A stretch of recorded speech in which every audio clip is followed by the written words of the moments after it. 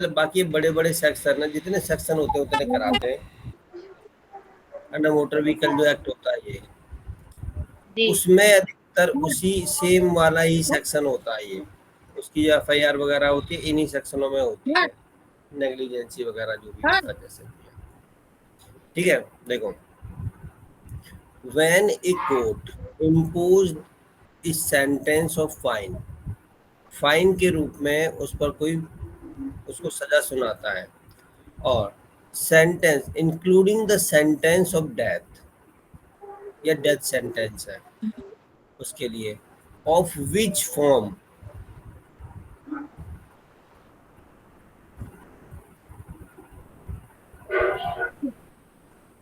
ठीक है जी, जी sorry, which fine form a यहीं part पे यहीं पे। the court may, when the passing the judgment, order whole or any part of the fine recovered to be applied।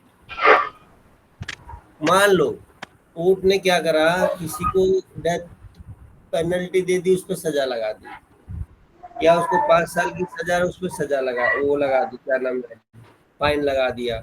जब दोनों साथ साथ होती है ना, तो उसको एक रीजनेबल अमाउंट जो भी उसने इम्पोज किया उस पर कंपनसेशन देने के लिए, मैं आगे बताऊंगा। वैसे ही अधिकतर ना महिलाओं वाले केसों में अधिकतर दिया जाता है कंपनसेशन। 376 में, पोक्सो में तो 100% देता है। कि वो बनाई है इन्होंने, हाँ फंड बनाया है सेंट्रल गवर्नमेंट और स्टेट गवर्नमेंट ने मिलकर, निर्भया फंड के नाम से है वो। ठीक है, तो उस निर्भया फंड में क्या होता है कि जितनी भी लड़कियां होती हैं इनको रिहेबिलिटेशन के नाम पे शायद 10 लाख रुपए तक का वो मिल जाता है compensation, but through the government होता है, गवर्नमेंट के द्वारा होता है। यहाँ अभी गवर्नमेंट के द्वारा नहीं है, इस वाले पर्टिकुलर जो सेक्शन है इसमें किसके द्वारा है ये, एक्यूज के द्वारा। मैंने ए बी करके कल मैंने जो अभी किया आई था है ये उसके हिसाब से। 5 मिनट ठीक है, क्या कह रहा है ये, इसका पार्ट ए में देखो, थ्री थ्री 395 का सब सेक्शन 1 का ए पार्ट जो है ये क्या कहता है, in deferring the expenses properly in care of the prosecution. वो फाइन लगा देते हैं उस पर एक्यूज पर कि जो भी जो प्रोसिक्यूशन कर उसका आने जाने का टोटल खर्चा हुआ वो भाई तू कंपनसेशन के रूप में देगा विक्टिम को। ठीक है, कई बार विक्टिम के लिए लगा देते हैं, कई बार सरकार के खाते में लगा देते हैं। ठीक है, आप देखते ही हो फंड वगैरह होते हैं, प्रधानमंत्री राहत कोष वगैरह, इनमें करके किसी भी रूप में वो लगा देते हैं। बट कंपनसेशन जो होता है वो विक्टिम को मिलता है।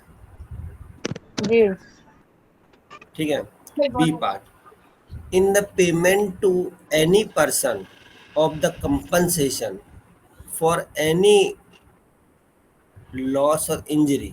बात आ गई ना, कोई ऐसा व्यक्ति है जिसको कुछ लॉस हुआ है या कोई इंजरी हुई है, तो कंपनसेशन के रूप में उसको दिया जाएगा ऑफेंस, जिसने ऑफेंस किया था उससे लेकर, when the compensation is in the opinion of the court recoverable by the such person in the civil court।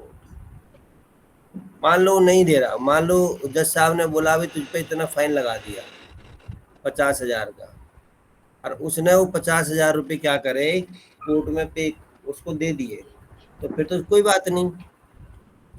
और यदि नहीं दिए तो भाई क्या करेगा, वो सिविल कोर्ट जाएगा, एग्जीक्यूशन लगाएगा वहाँ पर। क्या लगाएगा वहाँ पर, एग्जीक्यूशन लगाएगा सिविल कोर्ट में से जाके। बात समझ आई या नहीं आई? हेलो, हाँ जी क्या कह रहा हूँ मैं?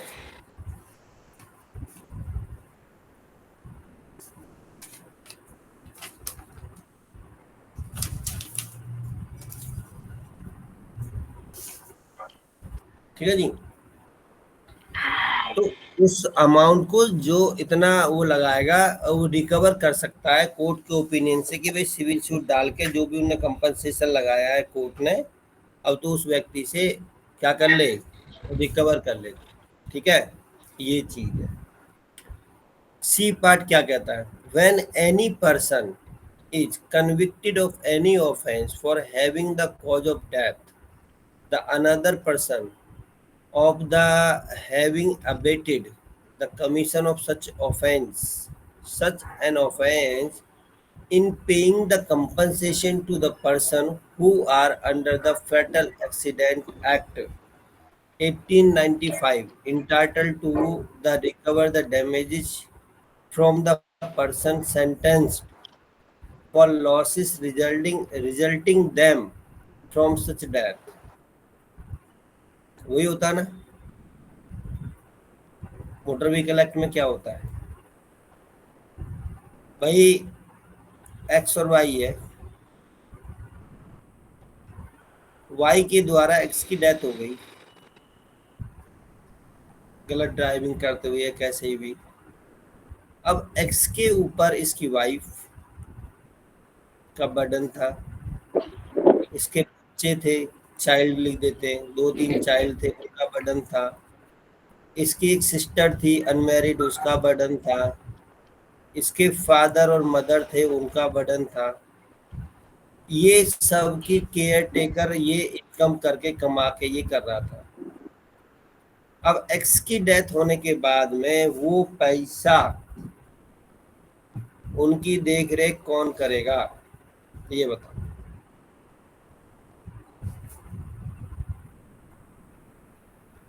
बताओ।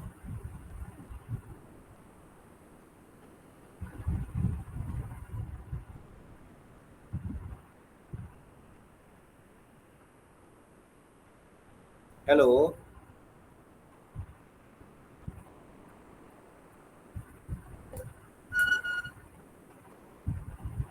यार तुम लोग भूल जाते हो मेरी बातों को जल्दी जल्दी,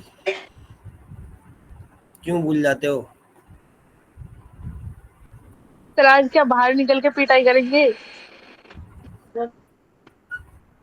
मैंने तो एक वर्ड भी नहीं बोला कि मैं पीटूंगा किसी को या मारूंगा। मैं क्यों होता हूँ भाई पीटने वाला? लेकिन आप कैमरे के तो पास में आ गए ना। अच्छा, अरे नहीं, वो तो मुझे अच्छा नहीं लग रहा था इसलिए दूर हो गया।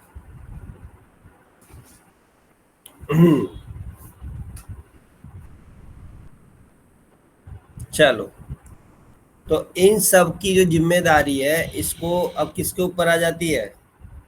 एक्स की तो डेथ हो गई, वाई। अब ये कंपनसेशन कौन देगा? वाई देगा। लेकिन एमएसीटी में क्या होता है, जो वाई होता है ना, वाई वाई एक अपना इंश्योरेंस करा के रखता है अपनी गाड़ी का। क्या वो करा के रखता है? इंश्योरेंस करा के रखता है। जब वाई के द्वारा एक्स की डेथ हो गई तो उस जब इंश्योरेंस कराता है ना, तो उसमें वो सारा का सारा कवर होता है, तो 3-4 हजार रुपए जाते हैं साल के। अब मान लो इन सब का कोर्ट ने बना दिया भाई साहब 50 लाख रुपए का। अब ये 50 लाख रुपए वाई देगा या वाई के ब्याज पर ये जो इंश्योरेंस कंपनी देगी? इंश्योरेंस कंपनी देगी। लेकिन दे तो वाई रहा है ना भाई, वाई ने इसीलिए तो अपना इंश्योरेंस करा के रखा था। हाँ, दे तो वाई रहा है, लेकिन वाई ने अपने लिए करा के रखा था क्या इन फ्यूचर उसे मिल जाएगा उसके बाद में, बट वो किसी और को जा रहा है अब। अरे मैडम, बाइक वाइक का इंश्योरेंस खुद को कभी नहीं मिलता है। खुद को ना मिलता, कभी हो जाए तो अपने उसमें तो मिल ही जाता है ना।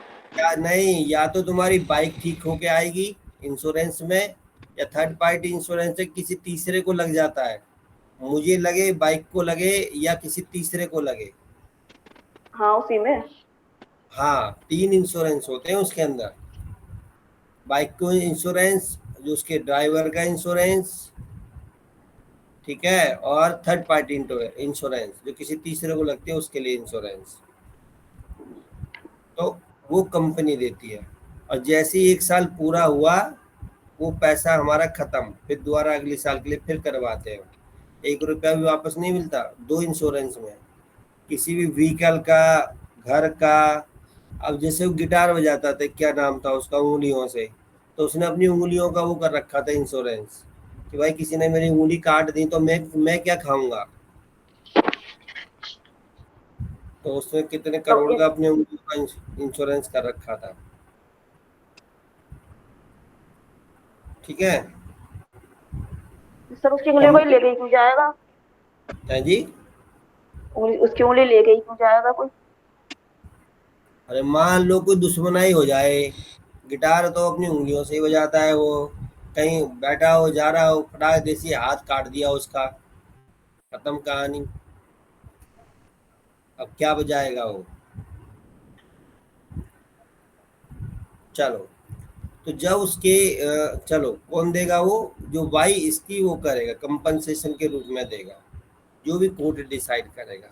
ये हमारा एमएससीटी वाले केस का आता है। ये डी वाला पार्ट क्या कहता है, when any person is convicted of any offense which includes the theft, criminal misappropriates, criminal breach of trust, cheating, or having the dishonesty received and retained of having voluntarily assist, assisted disposing of stolen property, knowing and having reason to believe the same to be stolen, the compensation any bona fide purchaser of such property for the loss the same such property is restored to the possession of the person entitled thereof।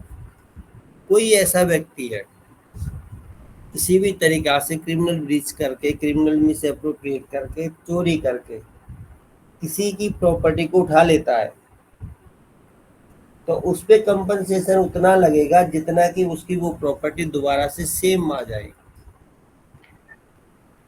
इतना compensation लगा लेते हैं। ठीक है, bike है, चोरी हो गई, अक्यूज को पकड़ लिया, अक्यूज से वो या तो बाइक रिकवर की जाएगी या उससे इतना पैसा रिकवर करवाया जाएगा कि उसकी नई बाइक आ जाए।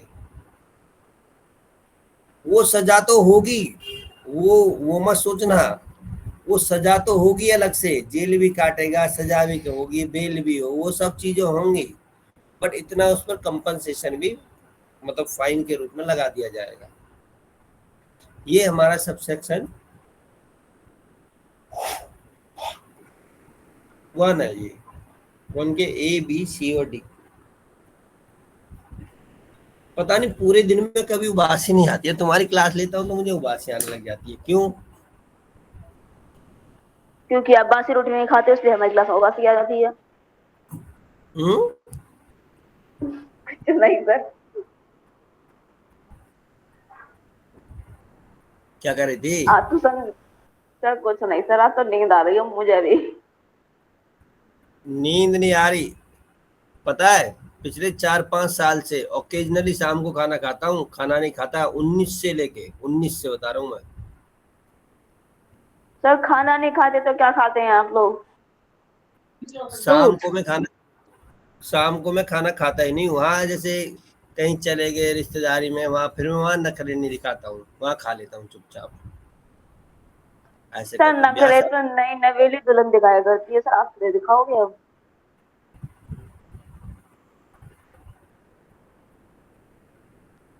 ठीक है, तो वो वाली बात नहीं है। ये क्लास में पता नहीं क्यों मुझे बोर लग रही है या आप लोगों की बोर लग रही है, कोई रेस्पॉन्स ही नहीं देता ना तुम्हारी तरफ से। नहीं सर इंटरेस्ट रिस्पॉन्स नहीं, हम तो आज थके हुए हैं सर, तो इसलिए उम्मीद हमसे कम ही करें आज तो।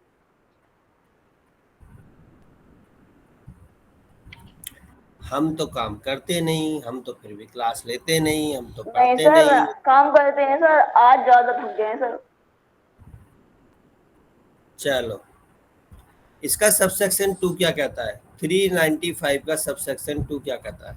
पूरा सेक्शन ही कंपनसेशन के ऊपर है, बता रहे हैं स्टेप बाय स्टेप जी क्या कंपनसेशन है। अब दूसरा देखो, if the fine is imposed in case which is the subject to appeal, no such payment shall be made before the period allowed for the presenting the appeal has lapsed. If an appeal be presented before the decision of the appeal, नहीं समझ में आया, समझा देता हूँ। आ गया sir, आ गया समझ में। मान मैं लो बताऊं सर इसका? जुडिशियल फर्स्ट क्लास है, ठीक है जी। इसने क्या करा, जुडिशियल मजिस्ट्रेट फर्स्ट क्लास ने उस पर कोई कंपनसेशन लगा दिया तो भाई पे करेगा। अब जो एक्यूज है इसके पास में दो रास्ते हैं। क्या रास्ते? ये तब तक वो कंपनसेशन पे नहीं करेगा, पेमेंट नहीं करेगा। पहला, मान लो अपील का 30 डेज है, कितने दिन है? 30 दिन। पहली 30 दिन। कंडीशन, तो 30 दिन के अंदर वो पेमेंट नहीं करेगा। हाँ, अपील का टाइम समय बीत जाने के बाद करेगा। पहली कंडीशन तो ये या हो गई कि भाई ठीक है, जब तक उसकी अपील का टाइमिंग है तब तक वो पे नहीं करेगा। नंबर 2। ठीक है। नंबर 2, अपील फाइल हो गई।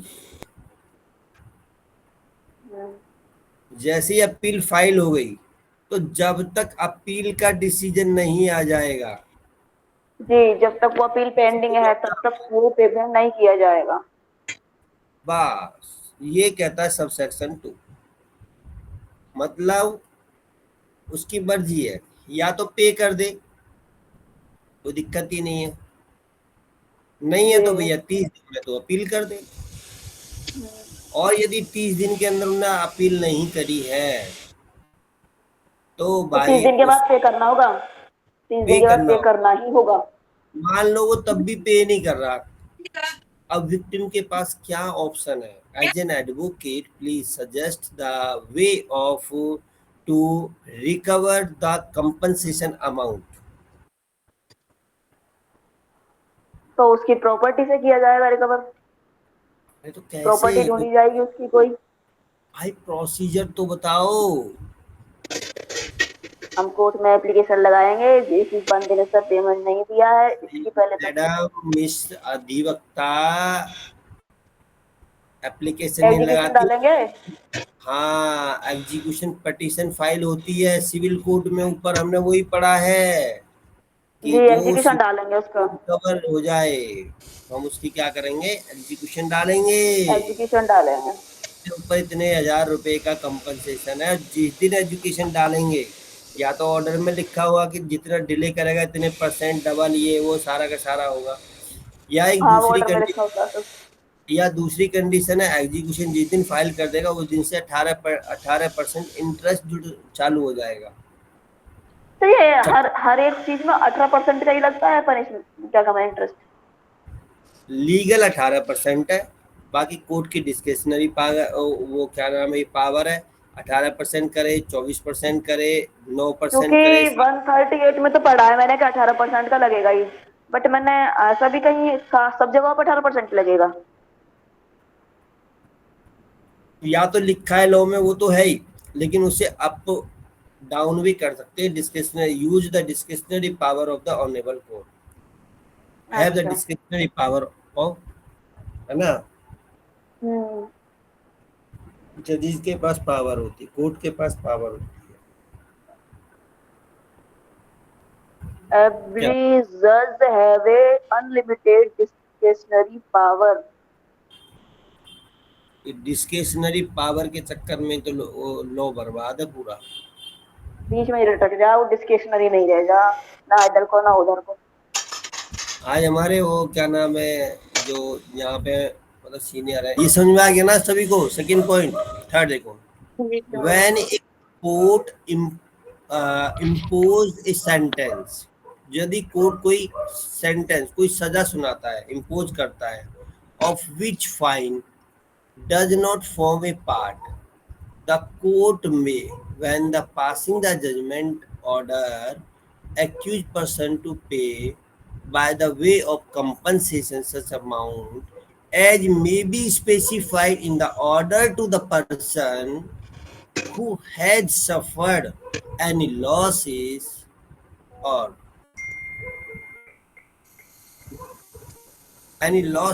injury by the reason of the act for which the accused person has been so sentenced। भाई वही वाली बात एक्स और वाई है। एक्स जो एक्यूज है और वाई है। एक्स के द्वारा वाई का कोई लॉस हो गया, इंजरी हो गई, और कोर्ट के द्वारा ऑर्डर या कोई ऐसा जजमेंट सुनाया गया है कि भाई एक्स भाई तो वाई को पे करेगा क्योंकि वाई का नुकसान हुआ है। ठीक है, तो यहाँ पे ये कह रहा है जो उसके द्वारा लॉसेज हुए या इंजरी हुई है किसके लिए, वो एक्यूज को चुकाना पड़ेगा, देना पड़ेगा सजा के रूप में। ठीक है, क्योंकि वही सजा कोर्ट ने इम्पोज की है उस पर। ये है, कई बार कोर्ट दोनों भी लगा देता है। एक एमएससीटी के केस में था, वकील साहब भाई पता नहीं कैसे, में तो उनके order under this section may also be made by the appellant court or by the high court of session when the exercising it power of the revisions। ये जो ऑर्डर है ना, ये अपीलेंट कोर्ट के द्वारा भी दिया जा सकता है, हाई कोर्ट के द्वारा भी दिया जा सकता है, कोर्ट ऑफ सेशन के द्वारा भी दिया जा सकता है, या जिसकी रिवीजन करने की पावर है उसके द्वारा भी दिया जा सकता है। कंपनसेशन का ऑर्डर मतलब ये फोर्थ पॉइंट में कहता है। फिफ्थ में क्या है, at the time of awarding the compensation in any subsequent civil suit relating to the same matter, the court shall take into the account any sum paid or recovered as compensation under this section। क्या कह रहा है भाई, तो उस जो suit डालेगा ना, वो सिविल सूट डालेगा। जब भी एक्सीडेंट होते तो वहां पे दो सूट चलते हैं, पता है आपको?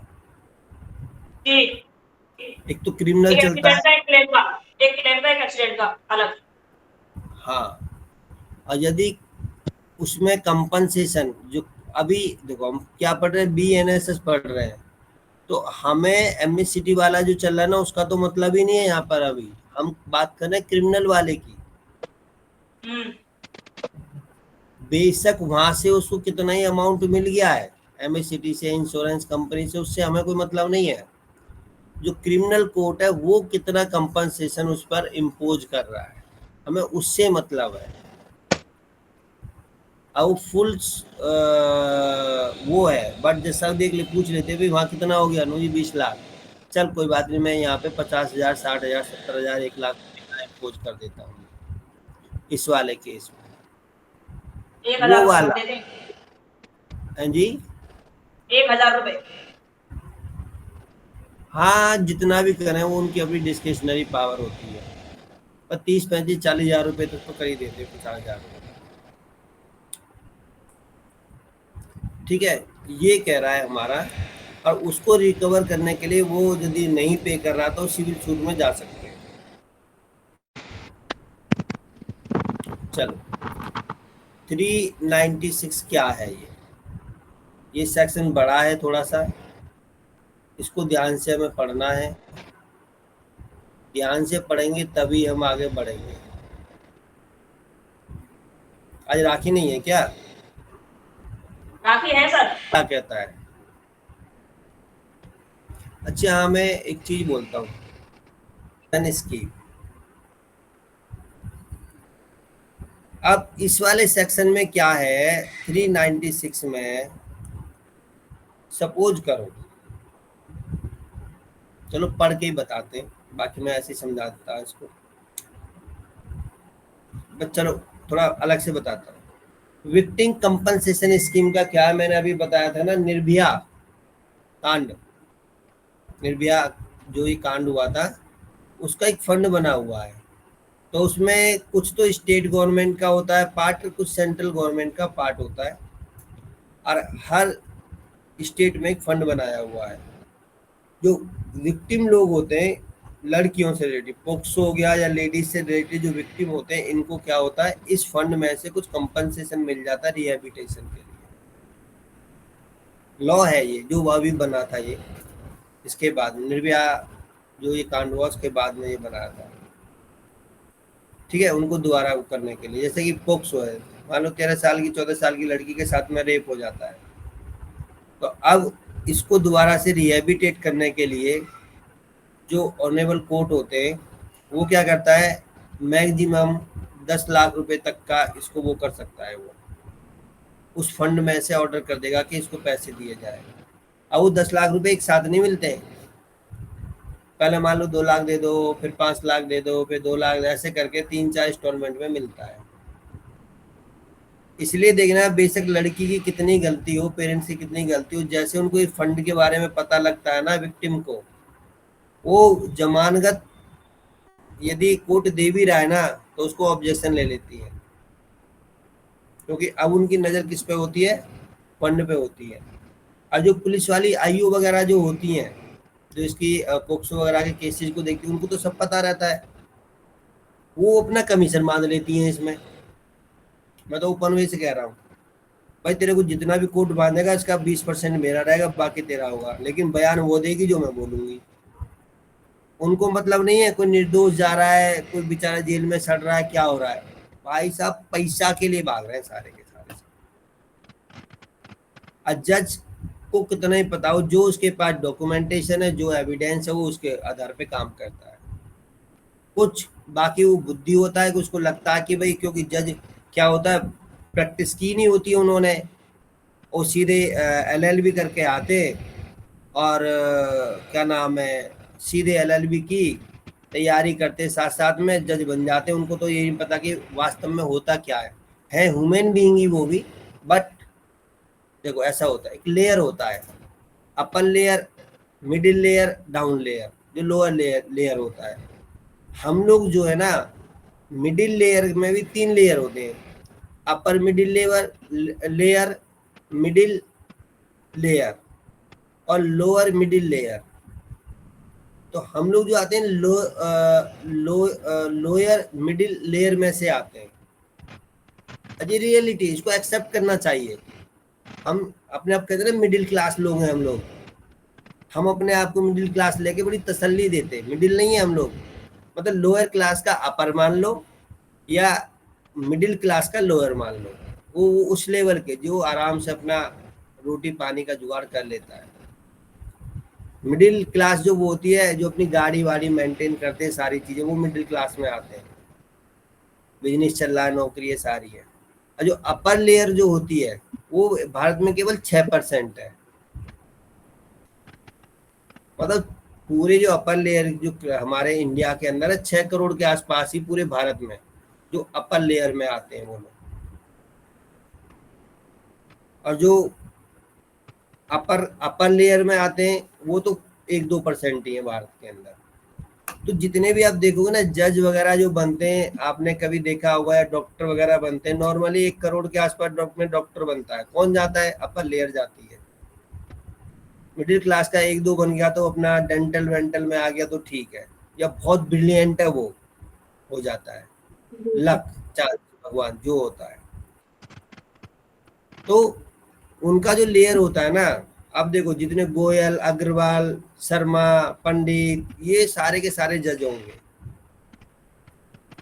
ओबीसी के कितने जज होंगे, कोई नहीं होगा। क्यों, उनको तो लॉ करी, माँ बाप ने कह दिया भाई हमने तेरे को पढ़ा दिया, अब तू देख ले। पैसे की अब मछली उसको का। लग जाता है कि आज मैं 500 रुपये कमा लूं, मैं 200 रुपये कमा लूं, मैं 300 रुपये कमा लूं, कोर्ट में जाके उस पर लग जाता है बेचारा को, अब उसकी लाइफ उसी पे चल जाती है। लेकिन जो अपर लेयर है उनके यहाँ तो बिजनेस है, काम है, दुकान है, सब चीज है, तो उनको पैसे की नहीं, उनको पावर की जरूरत है। और कुछ हमारी जो बॉडी होती है ना, जीन्स जो होते हैं हमारे पूर्वजों के, पंडित शायद हमारे देश में 10 या 12% है, लेकिन वो है शुरू से उन्होंने शासन किया, शुरू से उनके पास नॉलेज है, ज्ञान है, वो आज भी वही कर रहे हैं सारी चीजें। हम लोग उसको अडॉप्ट नहीं कर पा रहे, क्योंकि हम लोग किसके पीछे भाग जाते हैं, तुरंत पैसा के पीछे, नॉलेज के पीछे नहीं। आया एक फंड बना दिया, और किसके लिए दिया जाएगा, ये विक्टिम के लिए दिया जाएगा, कंपनसेशन। अब जैसे एक्स और वाई है, अब यहाँ पर चलो हम एक्स को विक्टिम बना देते हैं और वाई एक्यूज है, इसको तो उठा के जेल में डाल दिया। इस एक्स के रिहेबिटेशन के लिए कौन दे रहा है? या स्टेट गवर्नमेंट और सेंट्रल गवर्नमेंट दोनों मिलके इन्होंने कोऑर्डिनेशन, क्या नाम है, कोऑर्डिनेशन किया कि भाई इतने परसेंट दे रहा है, इतने परसेंट दे रहा है, इसके रिहेबिटेशन के लिए हम फंड दे देते हैं, ये अपना वो कर लेगा, जीवन को दोबारा से चलाएगा, डिपेंडेंसी नहीं होगा। कई बार कोई विकलांग हो जाता है, किसी के हाथ पैर टूट जाते हैं, कोई क्या नाम है क्रिमिनल केस में फंस जाता है। भाई अभी जैसे जैसे आएगा बताऊंगा। मैंने एक केस पढ़ रहा था, उसने क्या नाम है कि उसको रिहेबिटेशन से पैसे मिलते हैं, उसको पता था स्कीम का, उसने किसी पे झूठा केस लगाया, पैसा लिया और वहां से छोड़ छाड़ के भाग के कहीं अपनी 30-35 गज की वही जमीन लिया, झोपड़ी डाली, रहने लगे, बिंदास जीवन यापन कर रहे हैं, लेकिन दूसरे की लाइफ को खराब कर दिया। जिसको ये नॉलेज हो जाती है ऐसे ही कर दें।